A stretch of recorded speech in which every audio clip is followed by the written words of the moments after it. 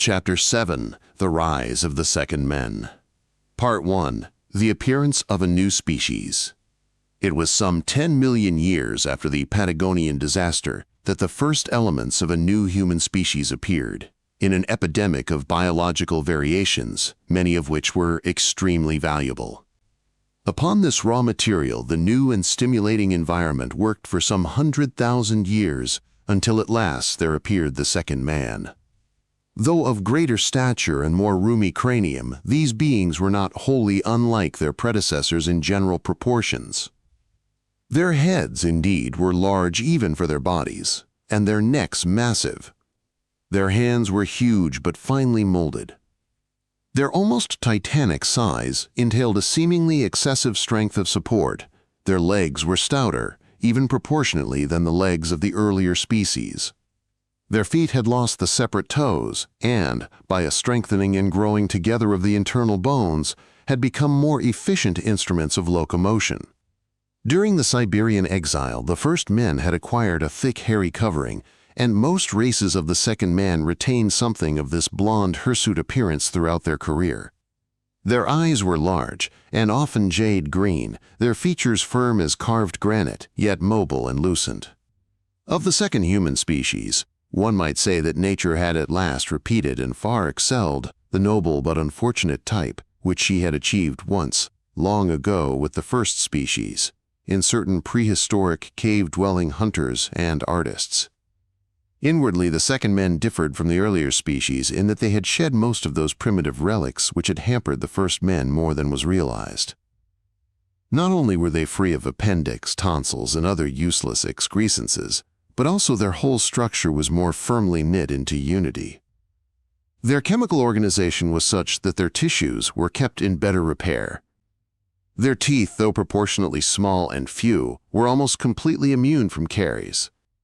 Such was their glandular equipment that puberty did not begin till 20, and not till they were 50 did they reach maturity. At about 190, their powers began to fail, and after a few years of contemplative retirement, they almost invariably died before true senility could begin. It was as though, when a man's work was finished and he had meditated in peace upon his whole career, there were nothing further to hold his attention and prevent him from falling asleep.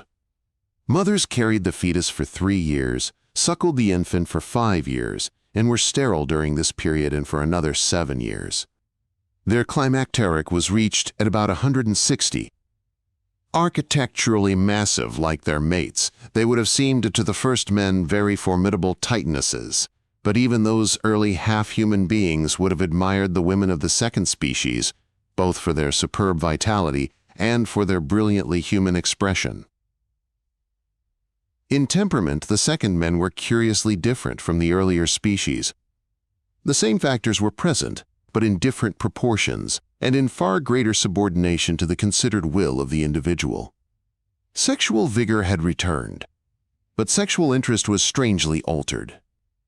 Around the ancient core of delight in physical and mental contact with the opposite sex, there now appeared a kind of innately sublimated, and no less poignant, appreciation of the unique physical and mental forms of all kinds of live things.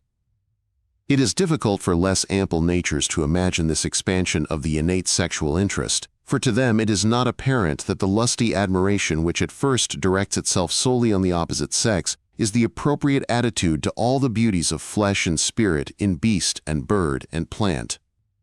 Parental interest also was strong in the new species, but it too was universalized. It had become a strong innate interest in, and a devotion to, all beings that were conceived as in need of help. In the earlier species, this passionate, spontaneous altruism occurred only in exceptional persons. In the new species, however, all normal men and women experienced altruism as a passion. And yet at the same time, primitive parenthood had become tempered to a less possessive and more objective love, which among the first men was less common than they themselves were pleased to believe. Assertiveness had also greatly changed. Formerly, very much of a man's energy had been devoted to the assertion of himself as a private individual over against other individuals, and very much of his generosity had been at bottom selfish. But in the second men, this competitive self-assertion, this championship of the most intimately known animal against all others, was greatly tempered. Formerly, the major enterprises of society would never have been carried through had they not been able to annex to themselves the egoism of their champions. But in the second men, the parts were reversed. Few individuals could ever trouble to exert themselves to the last ounce for merely private ends, save when those ends borrowed interest or import from some public enterprise. It was only his vision of a worldwide community of persons, and of his own function therein, that could rouse the fighting spirit in a man. Thus it was inwardly, rather than in outward physical characters, that the second men differed from the first. And in nothing did they differ more than in their native aptitude for cosmopolitanism. They had their tribes and nations. War was not quite unknown amongst them. But even in primitive times, a man's most serious loyalty was directed toward the race as a whole, and wars were so hampered by impulses of kindliness towards the enemy that they were apt to degenerate into rather violent athletic contests, leading to an orgy of fraternization. It would not be true to say that the strongest interest of these beings was social. They were never prone to exalt the abstraction called the state, or the nation, or even the world commonwealth. For their most characteristic factor was not mere gregariousness but something novel, namely an innate interest in personality, both in the actual diversity of persons and in the ideal of personal development. They had a remarkable power of vividly intuiting their fellows as unique persons with special needs. Individuals of the earlier species had suffered from an almost insurmountable spiritual isolation from one another. Not even lovers, and scarcely even the geniuses with special insight into personality, ever had anything like accurate vision of one another. But the second men, more intensely and accurately self-conscious, were also more intensely and accurately conscious of one another. This they achieved by no unique faculty, but solely by a more ready interest in each other, a finer insight, and a more active imagination. They had also a remarkable innate interest in the higher kinds of mental activity, or rather in the subtle objects of these activities. Even children were instinctively inclined towards a genuinely aesthetic interest in their world and their own behavior, and also towards scientific inquiry and generalization. Small boys, for instance, would delight in collecting not merely such things as eggs or crystals, but mathematical formulae expressive of the different shapes of eggs and crystals, or of the innumerable rhythms of shells, fronds, leaflets, grass nodes. And there was a wealth of traditional fairy stories whose appeal was grounded in philosophical puzzles.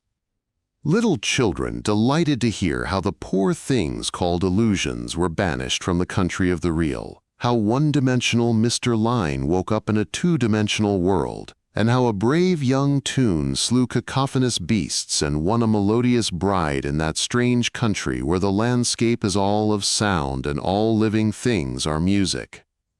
The first men had attained to interest in science, mathematics, philosophy, only after arduous schooling, but in the second men there was a natural propensity for these activities, no less vigorous than the primitive instincts.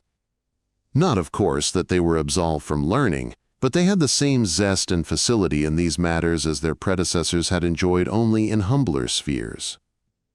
In the earlier species, indeed, the nervous system had maintained only a very precarious unity, and was all too liable to derangement by the rebellion of one of its subordinate parts. But in the second species, the highest centers maintained an almost absolute harmony among the lower. Thus the moral conflict between momentary impulse and considered will, and again between private and public interest, played a very subordinate part among the second men. In actual cognitive powers also, this favored species far outstripped its predecessor. For instance, vision had greatly developed. The second men distinguished in the spectrum a new primary color between green and blue, and beyond blue they saw not a reddish blue, but again a new primary color, which faded with increasing ruddiness far into the old ultraviolet. These two new primary colors were complementary to one another. At the other end of the spectrum, they saw the infrared as a peculiar purple. Further, owing to the very great size of their retinae and the multiplication of rods and cones, they discriminated much smaller fractions of their field of vision. Improved discrimination combined with a wonderful fertility of mental imagery to produce a greatly increased power of insight into the character of novel situations. Whereas among the first men, native intelligence had increased only up to the age of 14, among the second men it progressed up to 40. Thus, an average adult was capable of immediate insight into problems which even the most brilliant of the first men could only solve by prolonged reasoning. This superb clarity of mind enabled the second species to avoid most of those age-long confusions and superstitions which had crippled its predecessor. And along with great intelligence went a remarkable flexibility of will. In fact, the second men were far more able than the first to break habits that were seen to be no longer justified. To sum the matter, circumstance had thrown up a very noble species. Essentially, it was of the same type as the earlier species, but it had undergone extensive improvements. Much that the first men could only achieve by long schooling and self-discipline, the second men performed with effortless fluency and delight. In particular, two capacities which for the first men had been unattainable ideals were now realized in every normal individual, namely the power of wholly dispassionate cognition and the power of loving one's neighbor as oneself, without reservation. Indeed, in this respect the second men might be called natural Christians. So readily and constantly did they love one another in the manner of Jesus, and infuse their whole social policy with loving kindness. Early in their career they conceived the religion of love, and they were possessed by it again and again in diverse forms until their end. On the other hand, their gift of dispassionate cognition helped them to pass speedily to the admiration of fate. And being by nature rigorous thinkers, they were peculiarly liable to be disturbed by the conflict between their religion of love and their loyalty to fate. Well might it seem that the stage was now set for a triumphant and rapid progress of the human spirit. But though the second human species constituted a real improvement on the first, it lacked certain faculties without which the next great mental advance could not be made.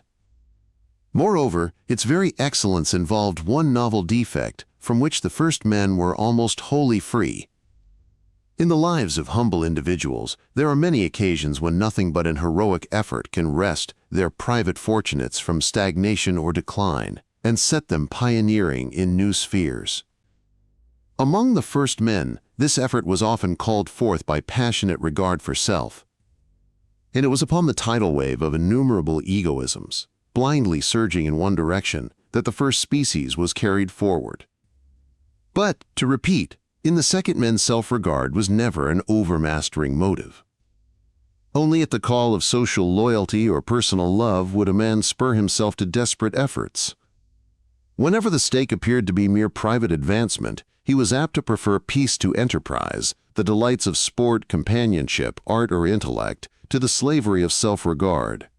And so, in the long run, though the second men were fortunate in their almost complete immunity from the lust of power and personal ostentation, which cursed the earlier species with industrialism and militarism, and though they enjoyed long ages of idyllic peace, often upon a high cultural plane, their progress towards full self-conscious mastery of the planet was curiously slow. Part 2. The intercourse of three species. In a few thousand years, the new species filled the region from Afghanistan to the China Sea, overran India, and penetrated far into the new Australasian continent. Its advance was less military than cultural. The remaining tribes of the first men, with whom the new species could not normally interbreed, were unable to live up to the higher culture that flooded round them and over them. They faded out. For some further thousands of years, the second men remained as noble savages, then passed rapidly through the pastoral into the agricultural stage. In this era, they sent an expedition across the new and gigantic Hindu Kush to explore Africa. Here it was that they came upon the subhuman descendants of the ship's crew that had sailed from Siberia millions of years earlier. These animals had spread south through America and across the new Atlantic Isthmus into Africa. Dwarfed almost to the knees of the superior species, bent so that as often as not they used their arms as aids to locomotion, flat-headed and curiously long-snouted, these creatures were by now more baboon-like than human.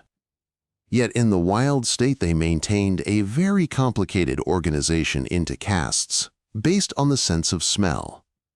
Their powers of scent, indeed, had developed at the expense of their intelligence. Certain odors, which had become sacred through their very repulsiveness, were given off only by individuals having certain diseases. Such individuals were treated with respect by their fellows, and though, in fact, they were debilitated by their disease, they were so feared that no healthy individual dared resist them. The characteristic odors were themselves graded in nobility, so that those individuals who bore only the less repulsive perfume owed respect to those in whom a widespread rotting of the body occasioned the most nauseating stench. These plagues had the special effect of stimulating reproductive activity, and this fact was one cause both of the respect felt for them and of the immense fertility of the species, such a fertility that, in spite of plagues and obtuseness, it had flooded 2 continents. For though the plagues were fatal, they were slow to develop. Further, though individuals far advanced in disease were often incapable of feeding themselves, they profited by the devotion of the healthy, who were well pleased if they also became infected. But the most startling fact about these creatures was that many of them had become enslaved to another species. When the second men had penetrated further into Africa, they came to a forest region where companies of diminutive monkeys resisted their intrusion. It was soon evident that any interference with the imbecile and passive subhumans in this district was resented by the monkeys. And as the latter made use of a primitive kind of bow and poisoned arrows, their opposition was seriously inconvenient to the invaders. The use of weapons and other tools, and a remarkable coordination in warfare, made it clear that in intelligence this simian species had far outstripped all creatures save man. Indeed, the second men were now face to face with the only terrestrial species which ever evolved so far as to compete with man in versatility and practical shrewdness. As the invaders advanced, the monkeys were seen to round up whole flocks of the submen and drive them out of reach. It was noticed also that these domesticated submen were wholly free from the diseases that infected their wild kinsfolk, who on this account greatly despised the healthy drudges. Later it transpired that these submen were trained as beasts of burden by the monkeys, and that their flesh was a much relished article of diet. An arboreal city of woven branches was discovered and was apparently in course of construction, for the submen were dragging timber and hauling it aloft, goaded by the bone-headed spears of the monkeys. It was evident also that the authority of the monkeys was maintained less by force than by intimidation. They anointed themselves with the juice of a rare aromatic plant, which struck terror into their poor cattle and reduced them to abject docility. Now the invaders were only a handful of pioneers. They had come over the mountains in search of metals, which had been brought to the Earth's surface during the volcanic era. An amiable race, they felt no hostility toward the monkeys, but rather amusement at their habits and ingenuity. But the monkeys resented the mere presence of these mightier beings, and, presently collecting in the treetops in thousands, they annihilated the party with their poisoned arrows. One man alone escaped into Asia. In a couple of years he returned, with a host. Yet this was no punitive expedition, for the bland second men were strangely lacking in resentment. Establishing themselves on the outskirts of the forest region, they contrived to communicate and barter with the little people of the trees, so that after a while they were allowed to enter the territory unmolested and begin their great metallurgical survey. A close study of the relations of these very different intelligences would be enlightening, but we have no time for it. Within their own sphere, the monkeys showed perhaps a quicker wit than the men, but only within very narrow limits did their intelligence work at all. They were deft at finding new means for the better satisfaction of their appetites, but they wholly lacked self-criticism. Upon a normal outfit of instinctive needs, they had developed many acquired, traditional cravings, most of which were fantastic and harmful. The second men, on the other hand, though often momentarily outwitted by the monkeys, were in the long run incomparably more able and more sane. The difference between the two species is seen clearly in their reaction to metals. The second men sought metal solely for the carrying on of an already well-advanced civilization. But the monkeys, when for the first time they saw the bright ingots, were fascinated. They had already begun to hate the invaders for their native superiority and their material wealth, and now this jealousy combined with primitive acquisitiveness to make the slabs of copper and tin become, in their eyes, symbols of power. In order to remain unmolested in their work, the invaders had paid a toll of the wares of their own country, of baskets, pottery, and various specially designed miniature tools. But at the sight of the crude metal, the monkeys demanded a share of this noblest product of their own land. This was readily granted, since it did away with the need of bringing goods from Asia.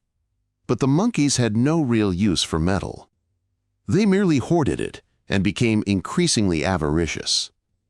No one had respect among them who did not laboriously carry a great ingot about with him wherever he went. And after a while it came to be considered actually indecent to be seen without a slab of metal. In conversation between the sexes, this symbol of refinement was always held so as to conceal the genitals. The more metal the monkeys acquired, the more they craved. Blood was often shed in disputes over the possession of hoards. But this internecine strife gave place at length to a concerted movement to prevent the whole export of metal from their land.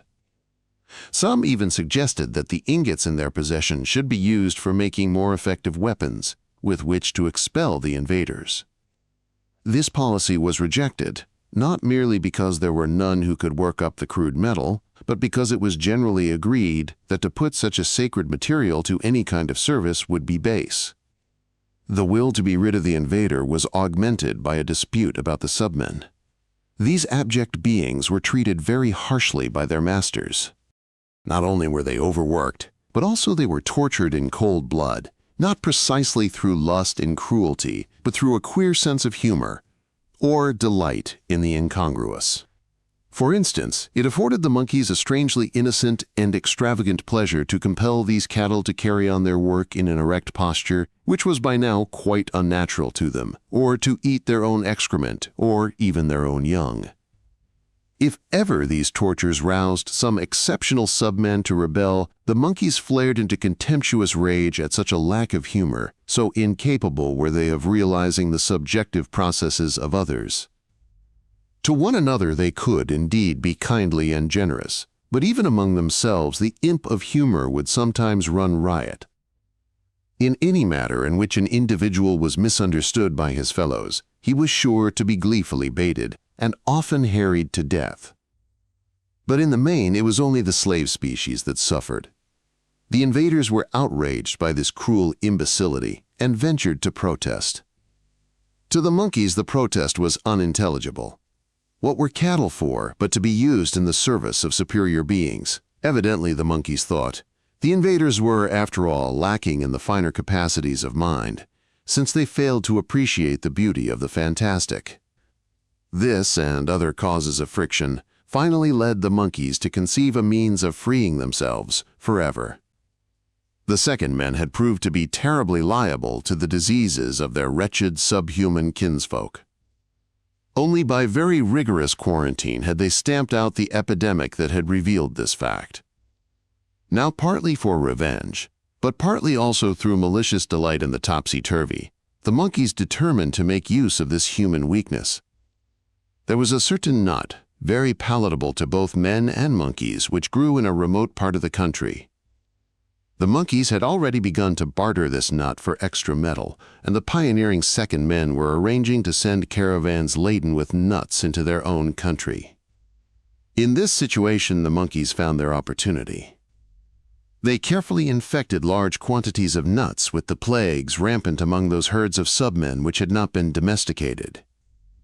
Very soon, caravans of infected nuts were scattered over Asia. the effect upon a race wholly fresh to these microbes was disastrous. Not only were the pioneering settlements wiped out, but the bulk of the species also. The submen themselves had become adjusted to the microbes, and even reproduced more rapidly because of them. Not so the more delicately organized species. They died off like autumn leaves. Civilization fell to pieces.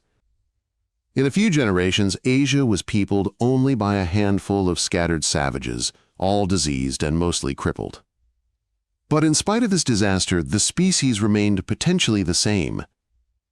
Within a few centuries, it had thrown off the infection and had begun once more the ascent towards civilization. After another 1,000 years, pioneers again crossed the mountain and entered Africa. They met with no opposition. The precarious flicker of simian intelligence had long ago ceased. The monkeys had so burdened their bodies with metal and their minds with the obsession of metal that at length the herds of subhuman cattle were able to rebel and devour their masters. Part 3. The Zenith of the Second Men. For nearly 250,000 years, the Second Men passed through successive phases of prosperity and decline. Their advance to developed culture was not nearly so steady and triumphal as might have been expected from a race of such brilliance. As with individuals, so with species, accidents are all too likely to defeat even the most cautious expectations. For instance, the Second Men were for a long time seriously hampered by a glacial epoch, which at its height imposed Arctic conditions even as far south as India. Little by little, the encroaching ice crowded their tribes into the extremity of that peninsula and reduced their culture to the level of the Eskimo. In time, of course, they recovered, but only to suffer other scourges, of which the most devastating were epidemics of bacteria. The more recently developed and highly organized tissues of this species were peculiarly susceptible to disease, and not once but many times a promising barbarian culture or medieval civilization was wiped out by plagues. But of all the natural disasters which befell the Second Men, the worst was due to a spontaneous change in their own physical constitution. Just as the fangs of the ancient saber-toothed tiger had finally grown so large that the beast could not eat, so the brain of the second human species threatened to outgrow the rest of its body. In a cranium that was originally roomy enough, this rare product of nature was now increasingly cramped, while a circulatory system that was formerly quite adequate was becoming more and more liable to fail in pumping blood through so cramped a structure. These two causes at last began to take serious effect. Congenital imbecility became increasingly common, along with all manner of acquired mental diseases. For some thousands of years, the race remained in a most precarious condition, now almost dying out, now rapidly attaining an extravagant kind of culture in some region where physical nature happened to be peculiarly favorable. One of these precarious flashes of spirit occurred in the Yangtze Valley as a sudden and brief effulgence of city-states peopled by neurotics, geniuses, and imbeciles. The lasting upshot of this civilization was a brilliant literature of despair, dominated by a sense of the difference between the actual and the potential in man and the universe. Later, when the race had attained its noontide glory, it was wont to brood upon this tragic voice from the past in order to remind itself of the underlying horror of existence. Meanwhile, brains became more and more overgrown, and the race more and more disorganized. There is no doubt that it would have gone the way of the saber-toothed tiger, simply through the fatal direction of its own physiological evolution, had not a more stable variety of this second human species at last appeared. It was in North America, into which, by way of Africa, the Second Men had long ago spread, that the roomier-skulled and stronger-hearted type first occurred. By great good fortune, this new variety proved to be a dominant Mendelian character. And as it interbred freely with the older variety, a superbly healthy race soon peopled America. The species was saved. But another 100,000 years were to pass before the Second Men could reach their zenith. I must not dwell on this movement of the human symphony, though it is one of great richness. Inevitably, many themes are now repeated from the career of the earlier species, but with special features, and transposed, so to speak, from the minor to the major key. Once more, primitive cultures succeed one another, or pass into civilization, barbarian or medieval, and in turn these fall or are transformed. Twice, indeed, the planet became the home of a single worldwide community which endured for many thousands of years until misfortune wrecked it. The collapse is not altogether surprising, for unlike the earlier species, the second men had no coal and oil. In both these early world societies of the second men, there was a complete lack of mechanical power. Consequently, though worldwide and intricate, they were, in a manner, medieval. In every continent, intensive and highly skilled agriculture crept from the valleys up the mountainsides and over the irrigated deserts. In the rambling garden cities, each citizen took his share of drudgery, practiced also some fine handicraft, and yet had leisure for gaiety and contemplation. Intercourse within and between the 5 great continental communities had to be maintained by coaches, caravans, and sailing ships. Sail, indeed, now came back into its own and far surpassed its previous achievements. On every sea, fleets of great populous red-sailed clippers, wooden with carved poops and prows, but with the sleek flanks of the dolphin, carried the produce of every land, and the many travelers who delighted to spend a sabbatical year among foreigners. So much, in the fullness of time, could be achieved, even without mechanical power, by a species gifted with high intelligence and immune from antisocial self-regard. But inevitably there came an end. A virus whose subtle derangement of the glandular system was never suspected by a race still innocent of physiology propagated throughout the world a mysterious fatigue. Century by century, agriculture withdrew from the hills and deserts, craftsmanship deteriorated, thought became stereotyped, and the vast lethargy produced a vast despond. At length, the nations lost touch with one another, forgot their culture, crumbled into savage tribes. Once more Earth slept. Many thousand years later, long after the disease was spent, several great peoples developed in isolation. When at last they made contact, they were so alien that in each there had to occur a difficult cultural revolution, not unaccompanied by bloodshed, before the world could once more feel as one. But this second world order endured only a few centuries, for profound subconscious differences now made it impossible for the races to keep wholeheartedly loyal to each other. Religion finally severed the unity which all willed but none could trust. An heroic nation of monotheists sought to impose its faith on a vaguely pantheist world. For the first and last time, the second men stumbled into a worldwide civil war. And just because the war was religious, it developed a brutality hitherto unknown. With crude artillery, but with fanaticism, the two groups of citizen armies harried one another. The fields were laid waste, the cities burned, the rivers, and finally the winds were poisoned. Long after that pitch of horror had been passed, at which an inferior species would have lost heart, these heroic madmen continued to organize destruction. And when at last the inevitable breakdown came, it was the more complete.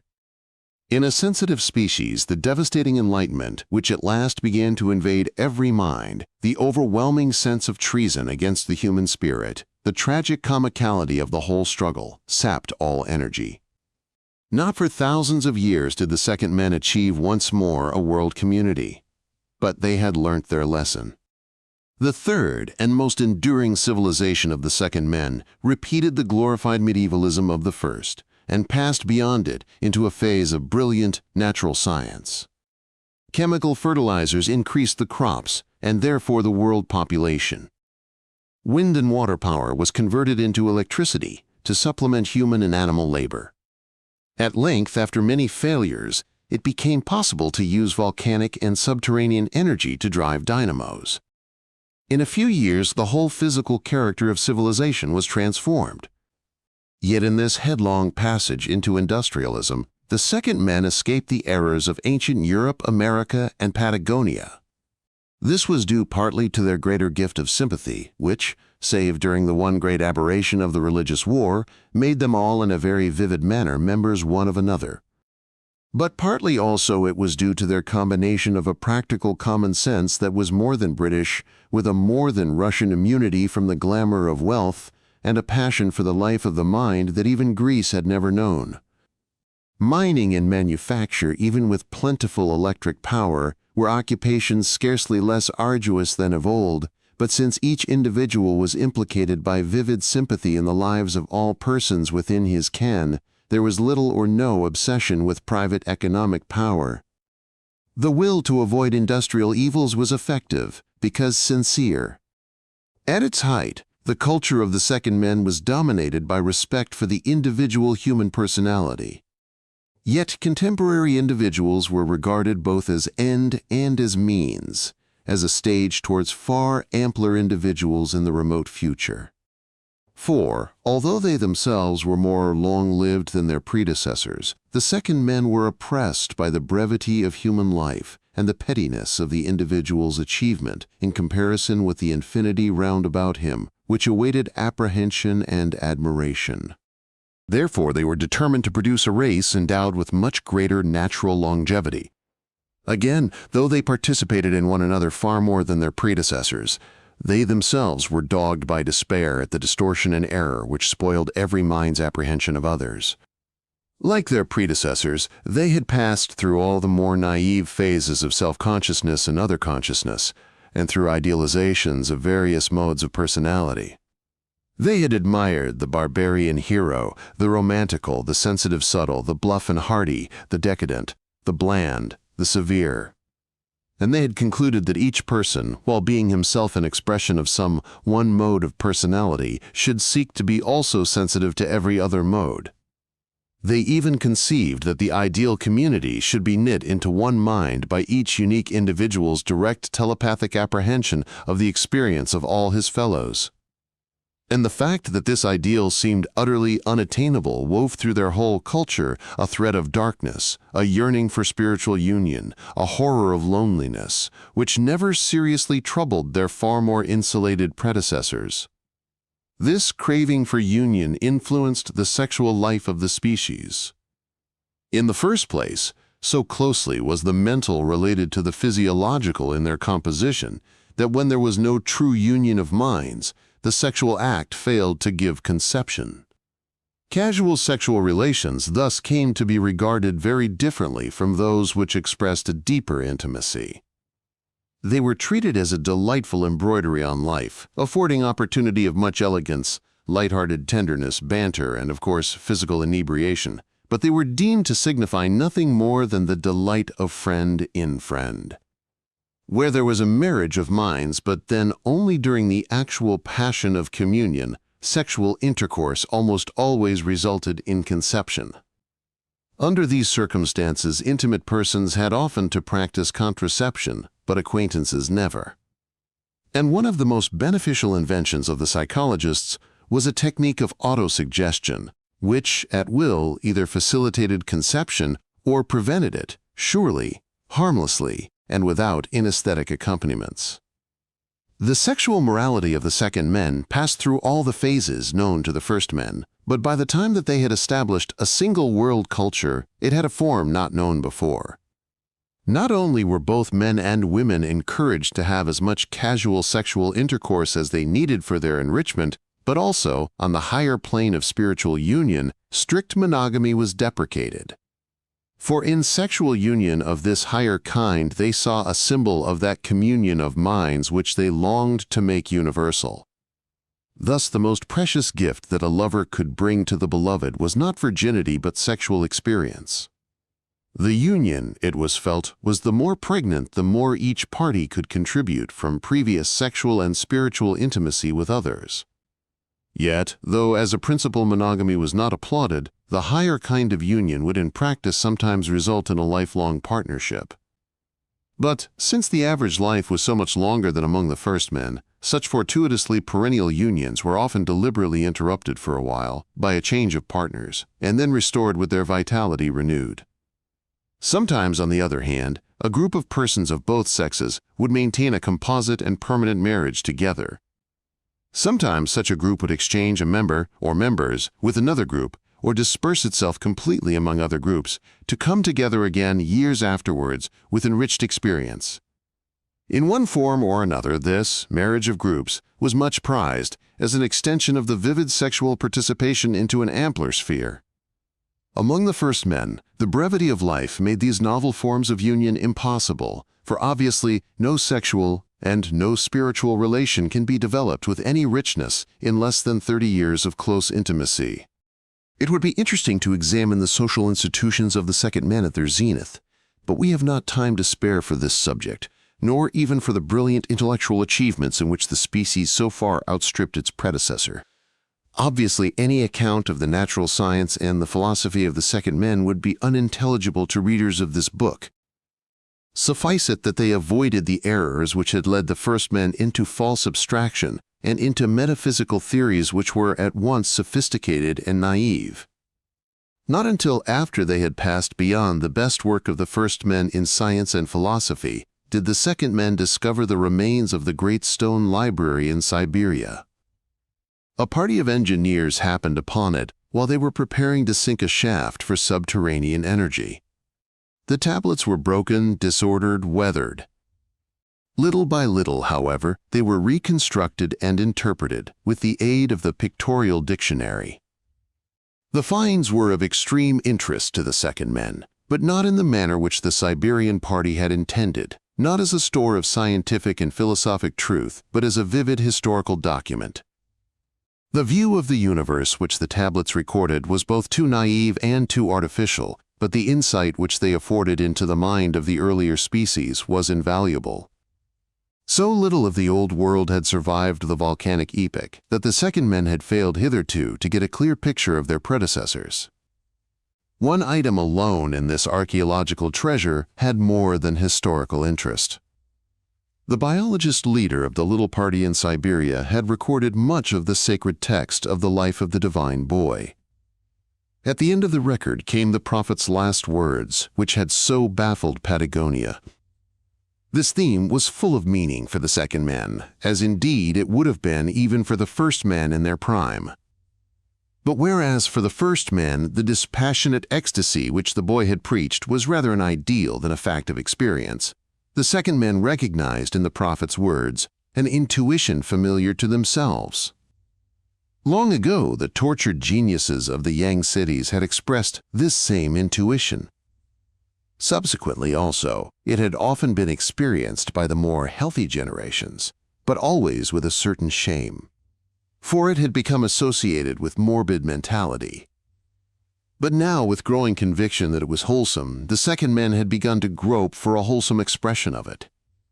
In the life and the last words of the remote apostle of youth, they found an expression which was not wholly inadequate. The species was presently to be in sore need of this gospel. The world community reached at length a certain relative perfection and equilibrium. There was a long summer of social harmony, prosperity, and cultural embellishment. Almost all that could be done by mind in the stage to which it had then reached seemed to have been done. Generations of long-lived, eager, and mutually delightful beings succeeded one another. There was a widespread feeling that the time had come for man to gather all his strength for a flight into some new sphere of mentality. The present type of human being, it was recognized, was but a rough and incoherent natural product. It was time for man to take control of himself and remake himself upon a nobler pattern. With this end in view, two great works were set afoot: research into the ideal of human nature and research into practical means of remaking human nature. Individuals in all lands, living their private lives, delighting in each other, keeping the tissue of society alive and vigorous, were deeply moved by the thought that their world community was at last engaged upon this heroic task. But elsewhere in the solar system, life of a very different kind was seeking, in its own strange manner, ends incomprehensible to man, yet at bottom identical with his own ends. And presently the two were to come together, not in cooperation,